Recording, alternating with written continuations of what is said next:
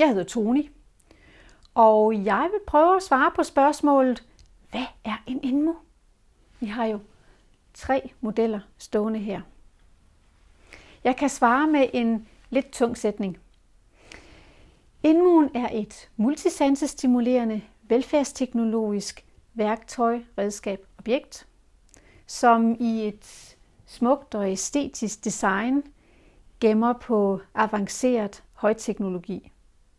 Og kodeordet er værdighed.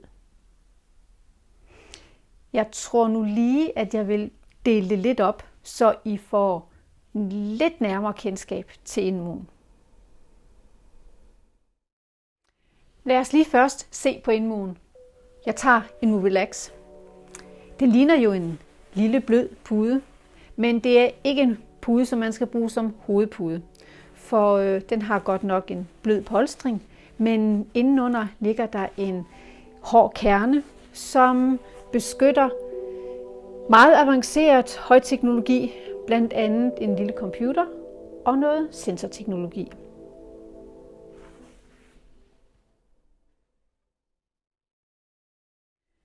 Det helt særlige ved en INMU er, at den tilbyder en musisk, motorisk, sanselig stimulering.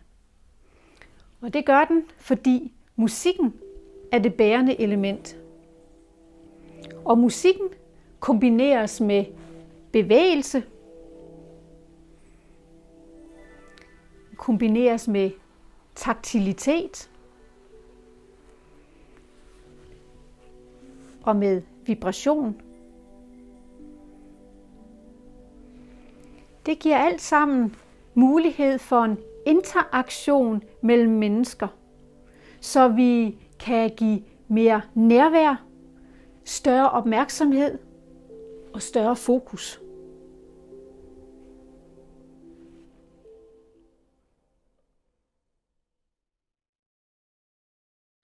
Musikken i en INMU er aldrig enkeltlyde eller enkelttoner, men danner altid en musikalsk enhed. Et musikunivers. Det er heller ikke sådan, at når man tager fat i INMU'en, så starter den altid forfra på den samme melodi. Det er lidt ligesom med en bæk, som altid er en bæk, men også altid er i forandring. Det afhænger fuldstændig af, hvordan brugeren bevæger sig sammen med INMU'en. Derfor kan INMU'en ikke sammenlignes med en musikafspiller eller en højttaler. Navnet INMU er opstået ud fra interaktiv musik. Og det er fordi, at grundprincippet i en INMU er interaktivitet med brugeren. Det er kun brugerens bevægelse, der frembringer musik.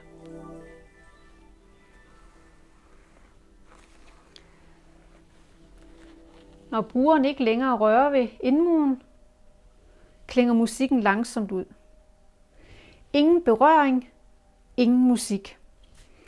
Derfor er brugeren altid i centrum i INMU'ens interaktive univers. For at sige det på en anden måde, så kan en INMU egentlig ikke noget i sig selv, bortset fra at se pæn ud. Den kan kun noget sammen med brugeren. Det er brugerens berøring og brugerens egen bevægelse, der bliver belønnet med musik. Værdighed er kodeord, der går som en gylden linje igennem produkt, anvendelse og mødet med brugeren. Vi har gjort meget ud af, at designet er ikke stigmatiserende, så der er en værdighed over for brugeren, over for personalet, de pårørende og INMU'en selv.